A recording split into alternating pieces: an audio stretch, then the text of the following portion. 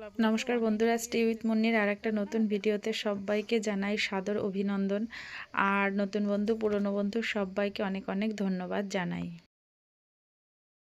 আমার ছোট্ট পুচকুটার জন্য বালিশ তৈরি করা হবে। এই যে সর্ষে ধুয়ে রোদ্দুরে দেওয়া হয়েছে, এটা শুকিয়ে গেলে পরে ওর জন্য একটা মাথার বালিশ তৈরি করা হবে।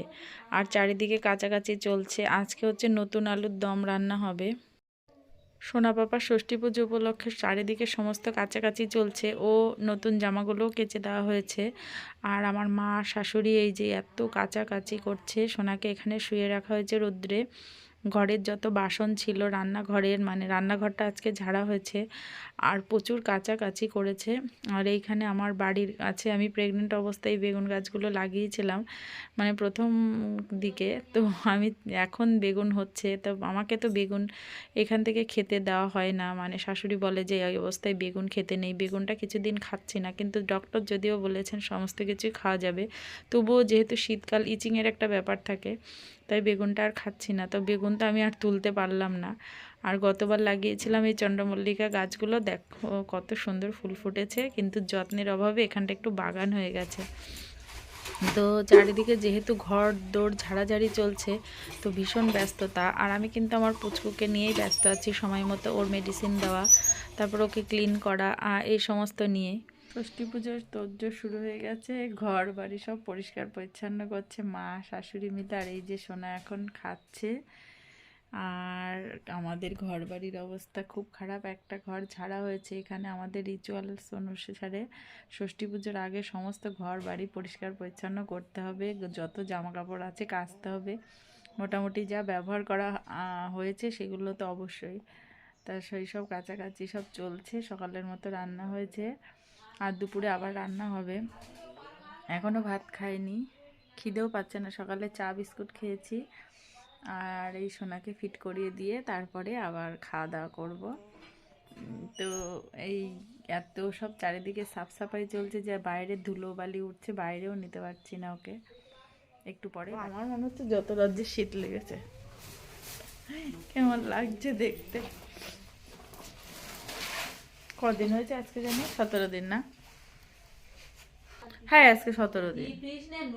17 দিনে আমরা চেক আপে যাচ্ছি। রেডি। মুখের মধ্যে বাবলস ফোলাচ্ছে আবার। ভাইকে তো সঙ্গে নিয়ে যাওয়া হচ্ছে বলে আরনও বায়না ধরেছে যে ও আমাদের সঙ্গে যাবে। আজকে ডক্টরের ফার্স্ট চেক আপ ছিল, কয়েকদিন পরেই যাওয়া হলো আর কি, 14 দিন পরে যাওয়ার কথা ছিল।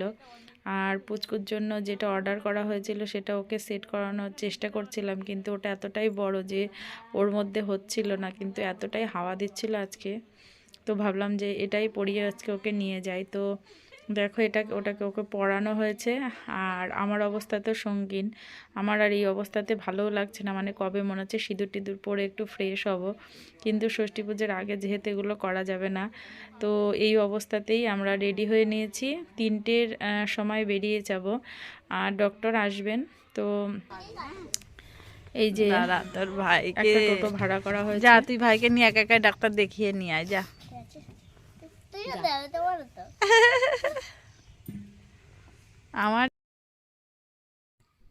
আমরা বেরিয়ে পড়েছি। আরনের বাবার কোলে ওকে দিয়ে দেওয়া হয়েছে, মানে পুচকুরো বাবা আর কি। যাই হোক, আমরা পেটে করে নিয়ে আসতাম, আর এখন হচ্ছে হেঁটে হেঁটে নিয়ে আসছি।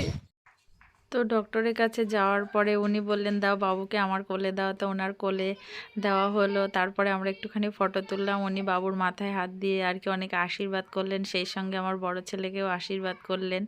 তো আজকে ভীষণ মানে ভালো লেগেছে। আর উনি এত ভালো একজন ডক্টর যে আমার প্রেগনেন্সিতে নানান রকম সমস্যার সব সময় উনি পাশে থেকেছেন, এর জন্য ওনাকে আর কি অনেক থ্যাংক ইউ। আর দেখানো কমপ্লিট হয়ে গেছে। এবার আমরা এখন ওয়েট করছি। ওই যে ওষুধ আনতে গেছে আরনের পাপা। ডাক্তার দেখিয়ে খুব ভালো লাগলো। সবাই এর আগে আমাদেরকে দিয়ে দিয়েছে। আর আরনের বাবা ওদের 3জনের জন্য মিষ্টি এনেছিল, মানে ডাক্তারের পাশে যে দুজন দিদি থাকে, তা তাদেরকে মিষ্টি টিষ্টি দেওয়া হলো। এর জন্য একটু দেরি হলো। আর ডাক্তারের সঙ্গে ফটো তোলা হলো। আর এখন এই যে মেডিসিন কিনতে গেছে, একটা মেডিসিন পাচ্ছে না, তাই আবার ওনার কাছ থেকে চেঞ্জ করিয়ে লিখে নিয়ে আসা হলো। তা আজকে আমরা খুব খুশি ডাক্তারবাবুর সঙ্গে কথা বলে। আর আরন এখন চিপস খেলো, লজেন্স খেলো, আর এই যে এখন দুষ্টামি করছে। তো এখন আমরা বাড়িতে যাব।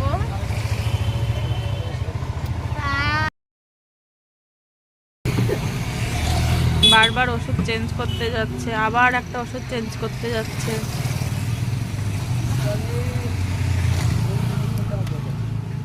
ঠান্ডার মধ্যে এসছি তো মাথার মধ্যে কেমন একটা হচ্ছে। ওখানে দাস মেডিকেল লেখা, ওষুধ দোকানের নামটা মুছেই গেছে। কালকে ডাক্তার দেখিয়ে এসে এত পরিমাণে মাথা যন্ত্রণা করছিল যে আর ভিডিও শ্যুট করা হয়নি। যাই হোক, তোমাদের সঙ্গে একটু শেয়ার করি ডাক্তার কি বলেছেন।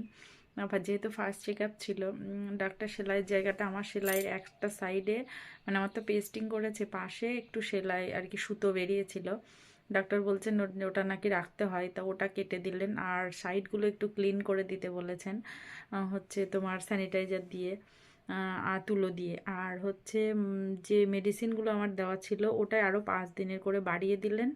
আরও সঙ্গে কিছু ইনক্লুড করেছেন, মাল্টিভিটামিন এই ধরনের আর কিছু, মানে অ্যান্টিবায়োটিকও আরও কিছু ইনক্লুড করেছেন। আর হচ্ছে তোমার সেই সঙ্গে খাদ্য খাবার আমি জিজ্ঞাসা করলাম, মানে কোনো কিছু বাছক নেই আর কি, বাছ বিচার সমস্ত কিছু গড়ে খেতে পারবে, তবে সেটা আর কি তেল মশলা কম বা নিজের শরীর বুঝে যে আমার কোনটা খেলে প্রবলেম হচ্ছে আর বা হচ্ছে না আর কি।